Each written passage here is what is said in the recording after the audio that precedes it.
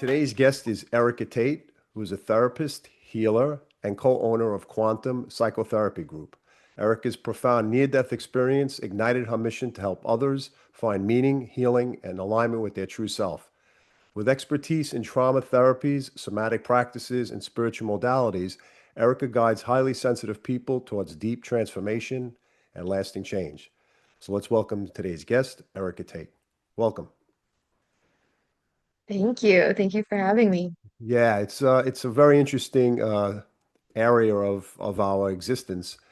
Not only the spiritual path, but when we hit these roadblocks in our lives that somehow change our course of action of where we're headed and what we're doing in life. And I guess for your particular experience, which I discussed with you before and I've seen on other interviews, I just found it very profound, specifically at the age and the wisdom that you've gained in this short period of time, which takes people a lot of many years to come to this conclusion, overriding their own conflicts, overriding their own issues in order to reach this. So maybe you could share with the audience a little bit about, I just shared your background, but maybe you could, I guess, get into a little bit about the near-death experience itself, and then we can work our way around that. Sure. Sure. So it was about 11 years ago, and I woke up one morning to go on a hike by myself at the Palisades Cliffs in New Jersey. And I went on the hike, and at the time, I was a huge daredevil and kind of just a huge risk taker in general. And I had climbed up the cliffs before, but I had never climbed down. And so this day I decided to climb down the cliffs. And immediately when I started climbing down, I got caught. And there was nowhere for me to place my feet or my hands. And yeah, so I stayed there for about 20 minutes or so, but my arm started to shake. Because yeah, I couldn't hold my weight anymore. And there was one rock beneath me that had wet moss on it. And so I decided to take a leap of faith and put my foot on that rock, and it slipped, and I fell 60 feet onto boulders. And in that fall, I broke my spinal cord, my pelvis, my arms, my ribs punctured my lungs, so I was suffocating, and I was also severely concussed. I had hit my head as well, and it was bleeding. So I don't know how I did this, but I was able to grab my phone in my bag immediately after I fell, and dial 911. But I was so concussed, I didn't know my name or where I was or who I was. So I was just on the phone like, help me. I don't know who I am, where I am, but I'm dying. And I can't breathe. And then I went unconscious. And yeah, it took them 7 hours to find me. So I was down at the bottom of the cliffs for 7 hours. And that's when I had my near-death experience. And just to quickly back up for a second, um, the night before I fell, I got into a fight with my little sister about how there's no such thing as God. And I made her cry. I was like a huge atheist, like would get into arguments all the time about how there's no such thing as God. And the next morning I fall off a cliff and realize God. And so yeah, the first thing I remember happening was that uh, I left my body. And so there was something that was not attached to my physical body and was not attached to the personality of Erica. And you could call it like a soul or consciousness. Um, but that part of me left my body, and I recognized in that moment that, oh, we actually don't die. Like it's an illusion. It's that maybe parts of us die, like what I consider Erica, like the ego self and the physical body. It's almost like a suit, like this like container, this avatar, like that dies, but the deeper true version of me doesn't. And so that was big for someone that doesn't believe, that only believes in, the physical reality and materialistic view of life that, I always thought like when we die, we just die. Like our body, we just dissolve into the earth and that's it. There's nothing left. So that was big for me. Yeah. I just wanted And to say then, something, just wanted to say something to you on that note. sure. So, so in terms of, I guess, developing a sense of either spirituality or a connection to what you now had to go through or went through in order to make this connection, was there something prior in, not in your life? Was there religion that pushed upon you, or was it around you that you had questioned, or was it not non-existent at all? Um, I grew up being like forced to go to cat like church. I was raised Catholic, and but we were really those that family that only really attended like on holidays and stuff. So it wasn't a huge part of my life, but like I was forced to go to like CCD and get confirmed and stuff. Right. But like I never paid attention to it. I never resonated with it. I I really just yeah, none of it resonated. So, Yeah. Okay. So take it from the place now where you're in this position again. sure. Um, yeah, so then the next part was what many people call a life review, where my whole life flashed before my eyes what and at the time I was, you know, I had a lot of trauma.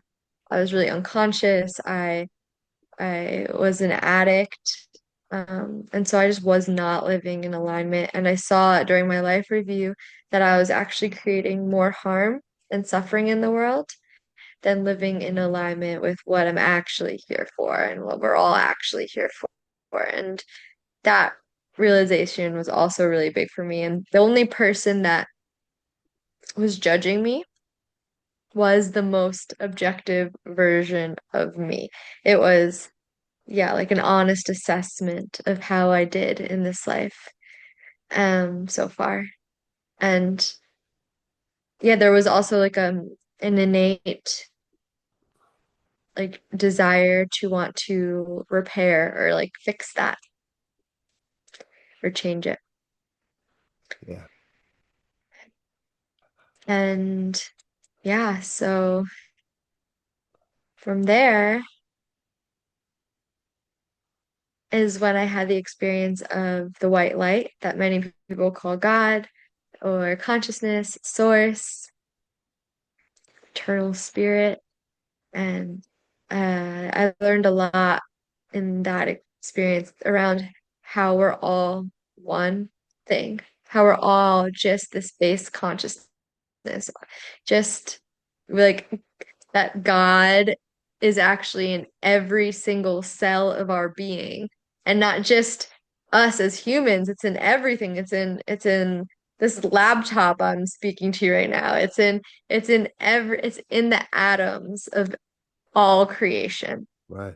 And that recognition, right? Like that there's actually no separation, that we're all this one thing that it just looks very different in this 3D reality. It's like everything seems so real because of our senses, but it's actually all just energy that's vibrating at different frequencies. And with that realization, it's like, why would we ever kill ourselves?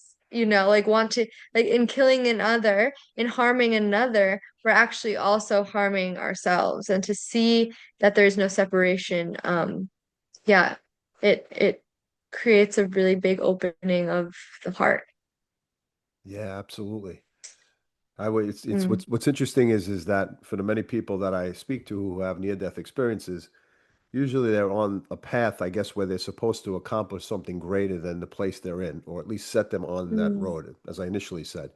And so it seems to me that that may have been the case for you, but it's interesting how how harsh or how painful an act or an incident can take place in a person's life in order to shake them up and put them on that path.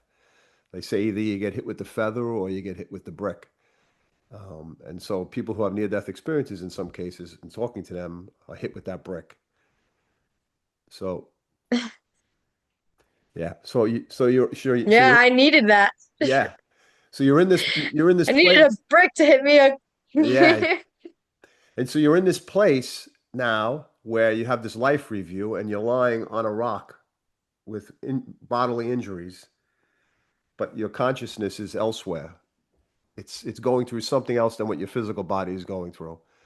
So there's you're in one place physically, but you're in a spiritual consciousness elsewhere.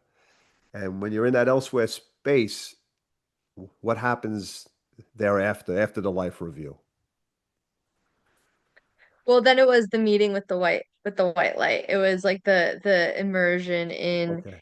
that. It was like a download of information from the basis of reality, Right. which is like pure consciousness. And so that was what happened next. And yeah, there was this understanding that I'm here for a much bigger purpose and mission than I had even felt prior. And that is where I decided slash was made to come back into my body How did that to like happen? complete. I really don't know how it happened. Right, All I right. remember is like, okay, coming, like it was very much like a, okay, I want to go back to my body. I am going back to my body. And then all of a sudden, bam, I'm like, I like, take a deep breath in. And I remember opening my eyes and like seeing the trees above me and a firefighter who was off duty, but listening in on the phone call during those 7 hours had an intuition that he knew where I was. And so he did the hike. And in that moment that I opened my eyes and I took that breath in, his little head like popped over the cliff and called down to me and he saved my life. Why you talk about serendipitous or synchronicities in life. So, like, do we look at it Yeah. as if this was set up to take place, that this person was placed there in order to create this situation with you? It's so interesting, the entanglement of people's souls and connections. Um, wow. So, okay, so what happened from this place? That's a profound moment. Like, It was. like, yeah. Yeah. Um, then I from there I went back unconscious, but um an army boat came down the Hudson River and saved me and brought me to the hospital and I was there for a month. I was in inpatient physical rehabilitation for another month and then I was bedridden and in a wheelchair for 6 months after that. So it was a very long process of integration because my soul had just been purified to a pretty intense degree, but then it came back into a wounded, traumatized body. And so there needed to be like, yeah, an integration of the two. And so I'm really grateful for those months that I couldn't leave my bed because it helped me to actually anchor in all of the teachings. Yeah. But you know, when again, as I mentioned, when I speak to people who have near-death experiences, or at least you hear somebody who's not on a spiritual path who had an accident where their eyes almost light up in telling like this genuine, this pure love that they feel. I don't think they've caught up to integrating the experience yet into their lives, especially not being spiritual or having any type of conscious opening, opening to a higher level of consciousness. And I recently saw this on the show. I watched this podcast of this couple. A guy had a stroke at like in his late 30s, and you could see in his eyes when he's describing what happened. And in myself, I was writing him like maybe what this possibly is, but then again, as you said, there's a time period of integrating what the experience is into the person's life. And from my experience, I've heard that it takes sometimes 10 years or more for people to come to that place. So how long did it take you to integrate and to be able to talk about what happened? You know what's interesting? This happened to me 11 years ago, and I only just started talking about it on podcasts or videos in the past year. There you go. So there Wow. is something about yeah, so there's something about I needed the past 10 years to fully be living an embodiment of what I experienced. And then all of a sudden, boom, like people are asking me to talk about my experience so much, but I guess I wasn't ready and this wasn't conscious. Like I wanted to talk about it for the past 10 years, but I wasn't ready. There was obviously I wasn't ready yet. And so the first year of like being bedridden, there was like the initial integration where I was like, okay, opening to a spiritual reality. It like initiated a deep awakening process for me, feeling open to meditation, different spiritual paths, but I guess over the past 10 years, it was like a deep, like I still had to continue to purify my physical vessel more and more and more through all of these practices, through all of the work. In order to fully land where I am now. Yeah, it's remarkable because I could feel the energy of it, like the whole situation. I'm sitting here like actually shaking internally from it. Um, yeah, I pick up on it. So it's interesting because of the lightness that you exude from this experience or this like most people when we bring up the subject in conversation about death or I talk about near-death experiences, people grab their fork and knife sitting at the table and try to bite into the next piece of food they can so quickly as to distract the conversation. And we're so resistant to open up to something and just get past that hurdle to like allow for us to just hear something different, let alone then go further and hear somebody's experience, which can create a shockwave to a person's ego. Um, how is it for people around you? Like when you opened up about this, and when did you open up to your close, your family members? And I what did they? opened up a few months. Mhm. Yeah, I opened up a few months after the fall to my family and to some of my closest friends, and they were. I mean, I got lucky. Everyone was surprisingly open.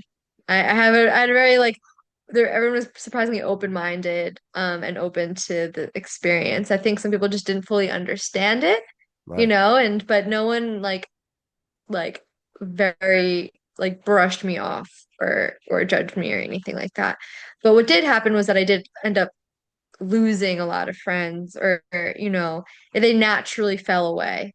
A lot of my friends at the time because of just now also I was a different person afterwards, and so there was just no more resonance in the same way that there was before. Yeah, it's interesting. Again, like it doesn't matter what age you are, the time is not of the essence. I guess it's just the path that you're on, and depending upon where you're at. I know for myself, just having experiences of relationships fall apart when you become more sensitive to the environment, the sounds, the energy, the people. And that period was like a shrill. I was shaking in different situations, but then made it through. And then you integrate back into reality, into a five-dimensional feeling again, where you're able to view it rather than feel it. Um, and so I assume this is what naturally happened for you. And in the process of this, what what kind of sensitivities did you incorporate from this experience that you carry with you now? Yeah. I mean, yeah, definitely extremely sensitive to energy physically. Like I feel it in my body. So that is for sure. I sensitivity, like an intuition. My intuition's very strong, like my ability to see things, I guess, or yes, the future, but also shadows, like the ability to see what is unsaid, unseen, like what's Yeah. unconsciously playing out. Um, that is really strong. And no, I can't see energy anymore, but at the very beginning, there were times where I could actually see energy. But that has fallen away.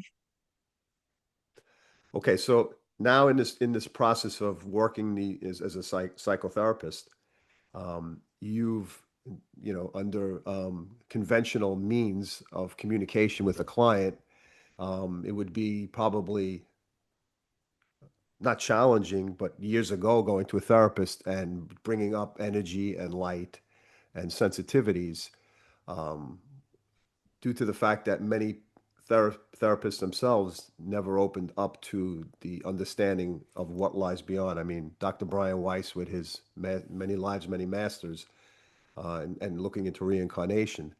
And from your perspective, how do you now, or how has this experience shifted you to incorporate the things that you've experienced and take it into the work with the client? How has it benefited you, and how has it benefited clients? Yeah.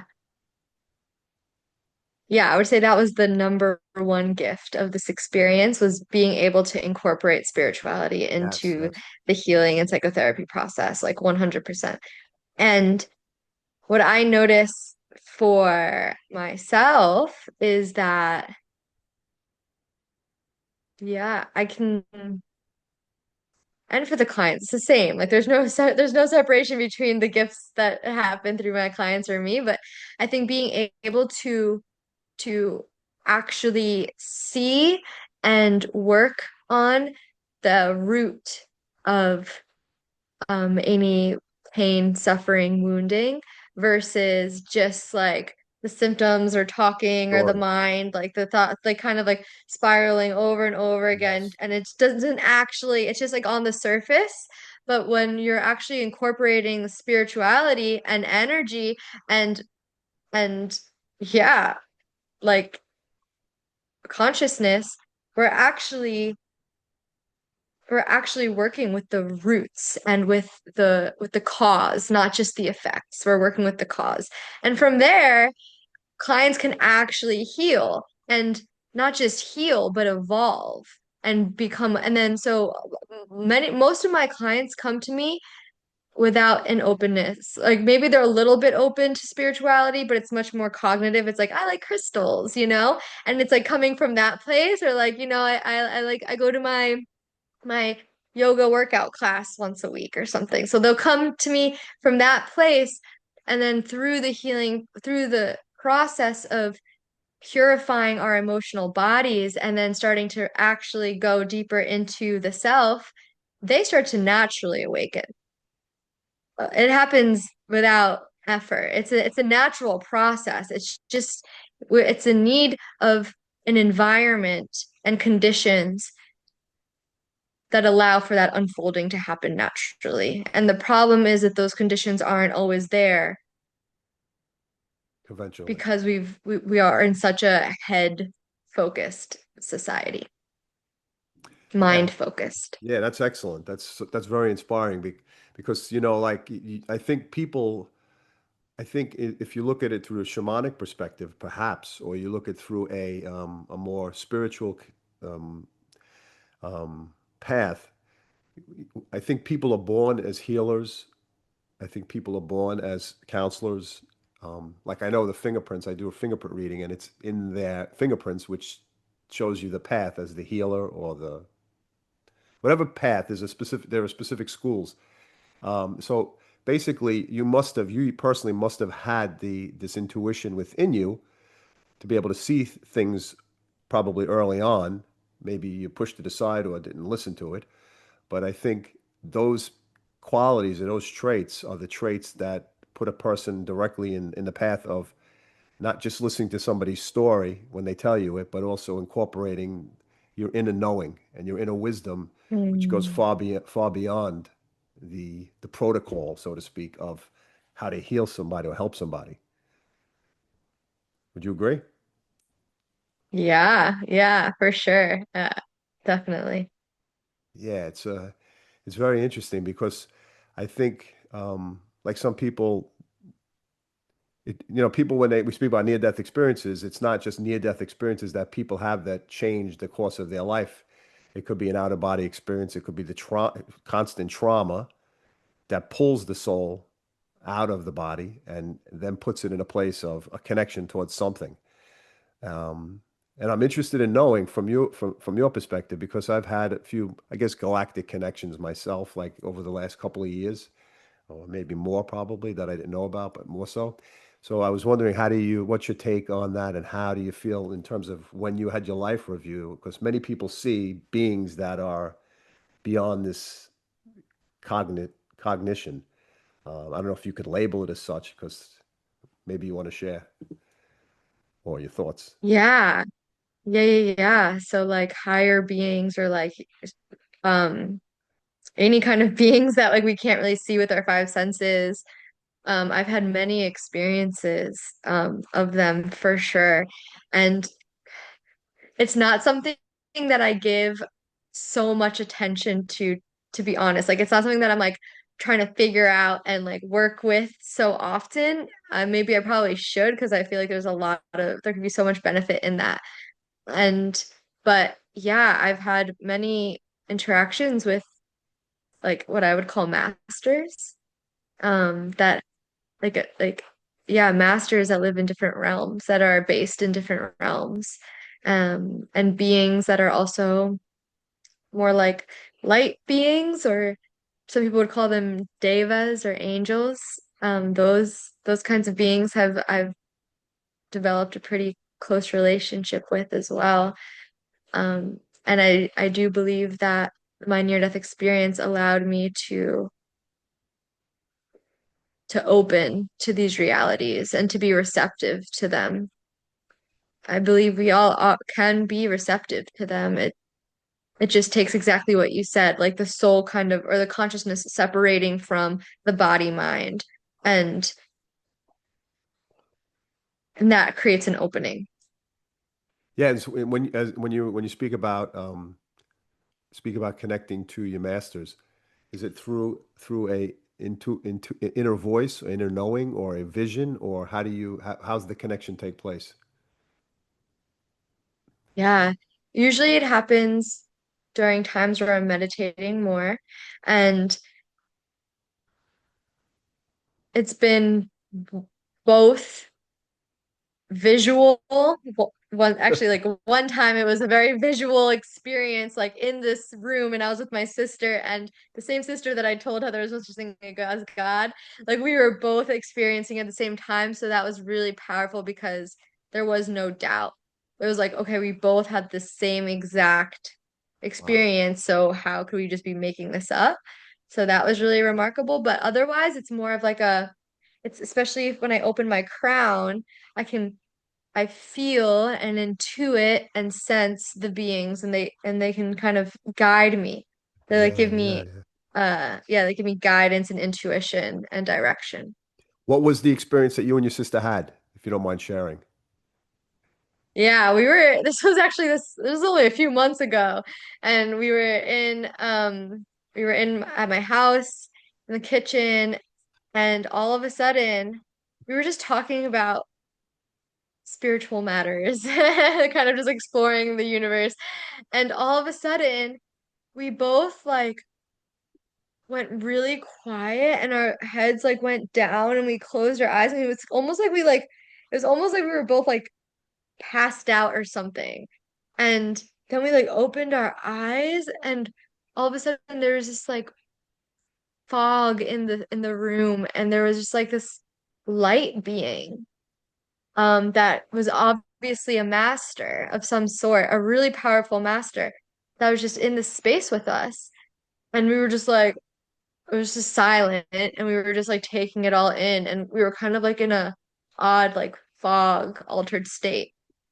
Wow, Yeah, that's amazing. it was.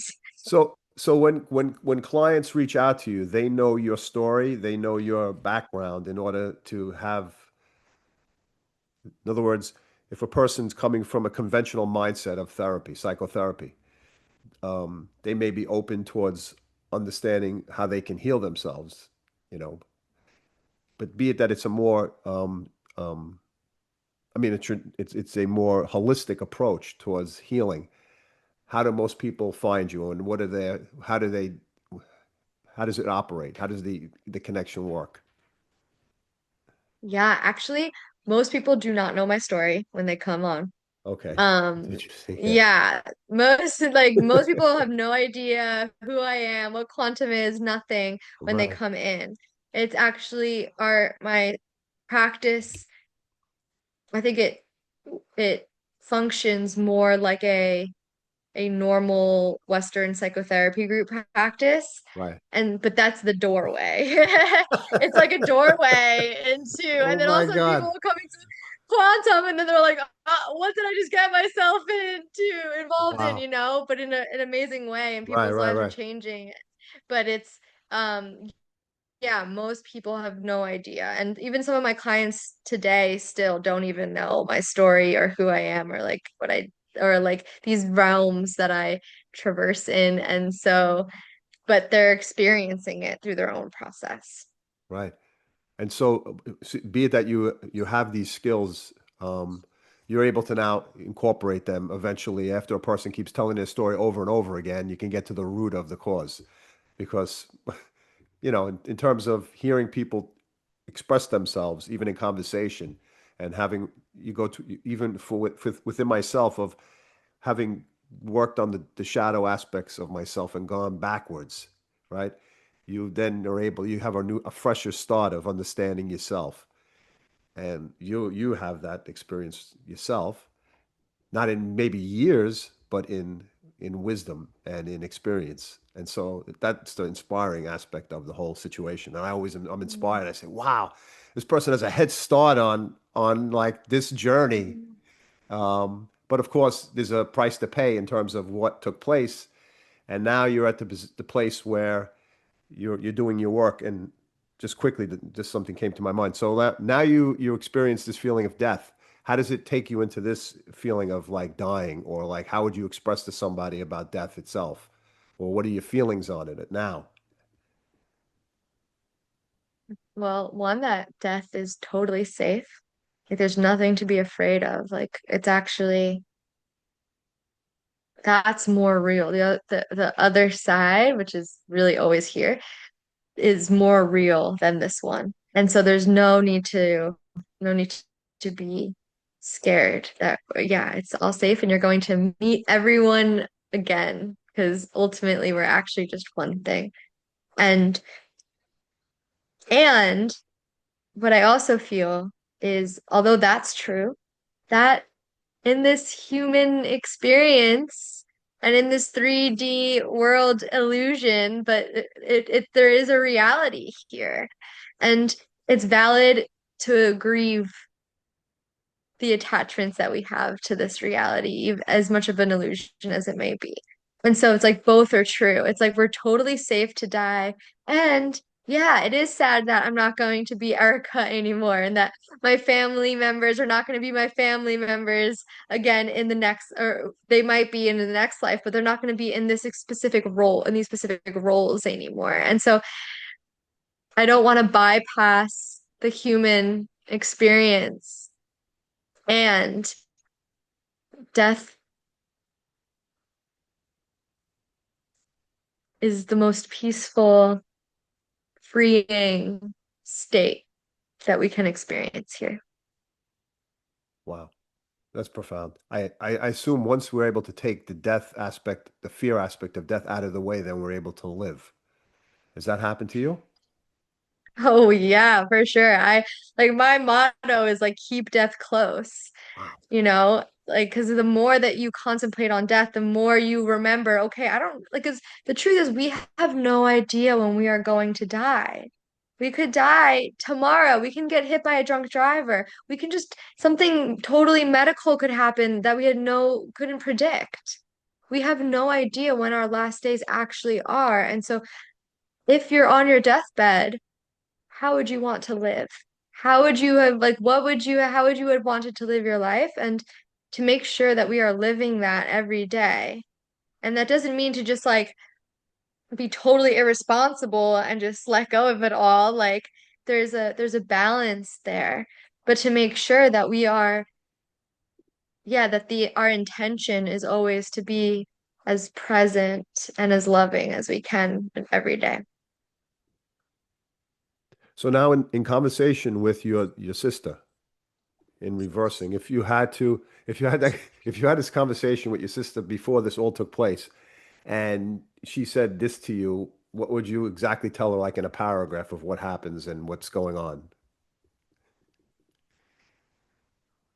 Before I fell off a cliff, Yeah, before you fell off the cliff, but now knowing what happened and going back and talking to that your sister, knowing what you know now, and how it, I guess through the life review, you shifted your persona, uh, and the ego is pushed aside. Now the higher self comes through, and what does the higher self say to your sister at that moment before it happens or before this incident takes place?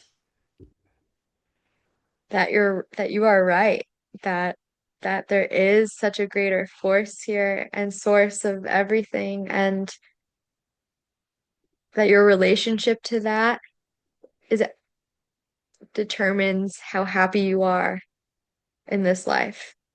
And so, yeah, that she is 100% correct. But how did she know? How did she know this? How did she have this insight? Was it through religion, school, or was it her own insight? Yeah, I think it's just her own insight. I mean, again, we all had quite pretty bad trauma growing up, so we all went through those experiences. So we were always looking for a way out. My way was drugs and alcohol at the time, but hers, she did lean on her own like spiritual practices, like nature and crystals and stuff. And she was only like 12 years old. Wow. Yeah. Well, the whole story is inspiring for me. Initially hearing the story, and I can, as I said, picking up the energy, I was internally shaking, which is sometimes happens. Uh, because when a person's able to express themselves after the fact, the the person hearing the story could feel it's palpable, the energy of what goes Mm. on. Um, but but nonetheless, in the end, it's a real powerful lesson, and it's something for people to understand about their own existence, and your experience and your personality give off a bright light of energy, which is I can feel also. Mm, Um, thank you. and with regards to like the audience itself, if you were to sit like with a bunch of children, or let's say people who don't believe, what would you tell them? What would be a message to them? Hmm.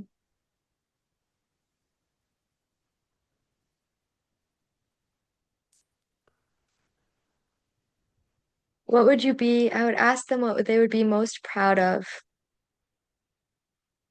on the day that they die. If they had to reflect on their lives, what would they be most proud of and happy with? And then I would tell them to do a lot of that, to just focus on that.